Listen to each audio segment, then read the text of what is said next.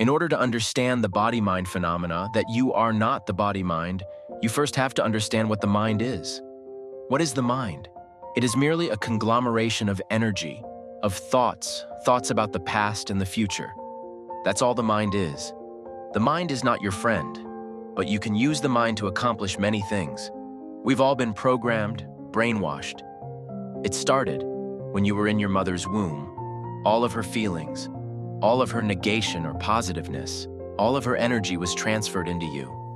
Not only that, but you have samskaras, past life tendencies, fears, prejudices that also go into your subconscious before you were born. When you come out into the world, you're put in your crib and you pick up the vibrations of your house. People fighting, parents hitting each other, loving each other, all that goes into your subconscious mind and makes up you. When you're at the age when you walk, you go outside and play with some friends and your environment soaks into your subconscious mind. Then you go to school, you go to church, temple, synagogue, and all those teachings go into your subconscious. Then you grow up, you get a job, have a family, and here you are. You're a product of preconceived ideas, of concepts. But is that really you? It's you as long as you believe it's you. When you get tired of playing games, something within you gives you a push. That's called the inner guru. It pushes you from within and something outside leads you to the right person, to the right book, to the right environment that you have to be, because you have given up playing games. In other words, you've become tired of the world, and you want liberation. Wanting liberation is very funny to me. It's like a person taking a shower saying, "I want to get wet." Liberation is your very nature. You have to wake up to it, to realize it's you. So you are a conglomeration of thoughts, of energy, that has programmed you since you were a baby. And here you are. So now that you're here and you know how you've been programmed, what are you going to do about it? But let's talk a little bit about the mind a little more. If you know about the mind, you will know what you have to get rid of. The mind doesn't really exist, but you've been programmed to believe that the mind is an entity, that it does exist. Therefore, you have to play this game, getting rid of the mind. Let's see again how the mind works. Let us compare the mind to the earth. A farmer has two seeds. One is of nightshade, a deadly poison, and the other is of corn. The seeds are thoughts.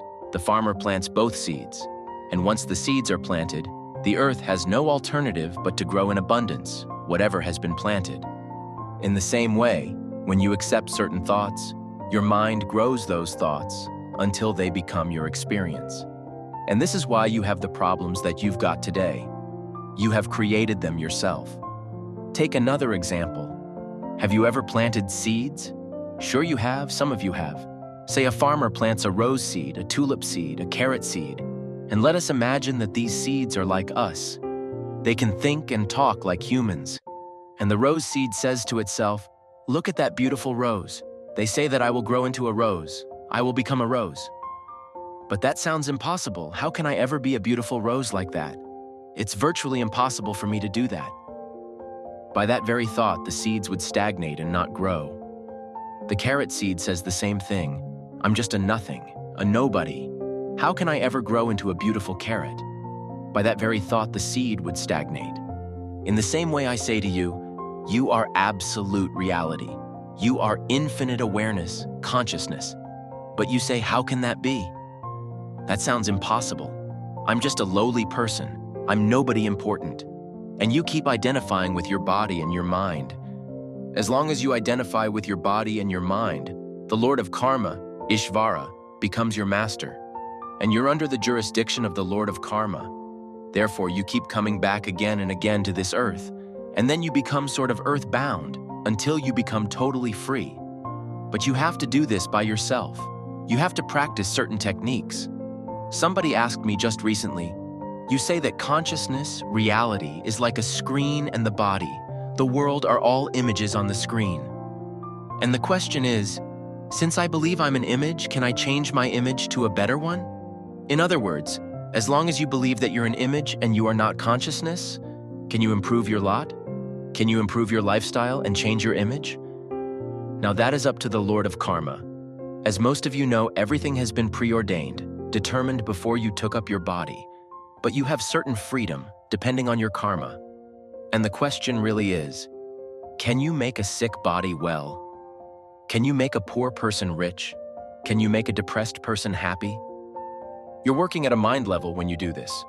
You're not going to the ultimate truth, but you're working from your mind, and you can never find freedom and liberation by working from your mind.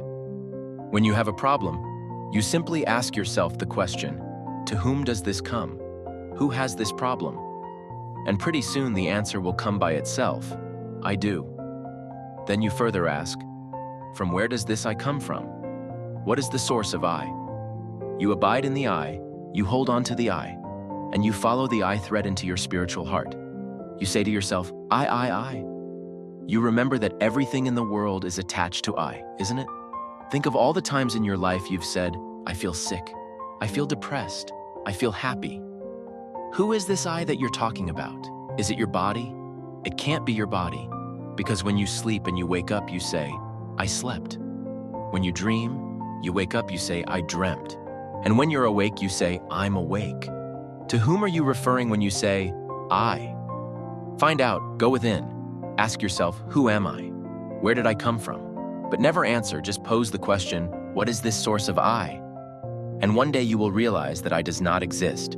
When you follow I to the source, one day there will be like a big explosion, and you will see myriads of light particles all around you. You will then realize that the whole universe is nothing but a bunch of light particles.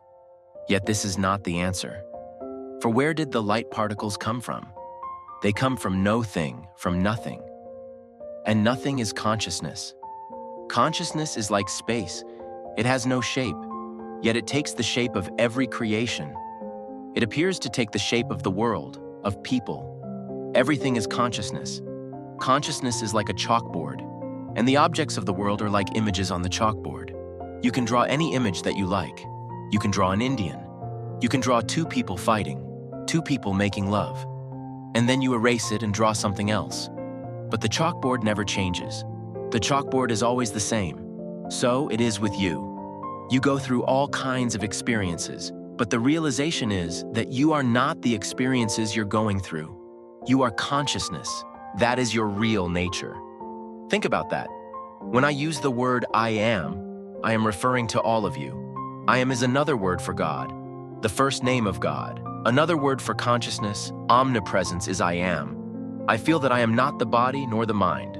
I am absolute awareness. I am ultimate oneness. I am infinite intelligence, nirvana, emptiness. I was never born, and I can never die. The world is a product of my imagination.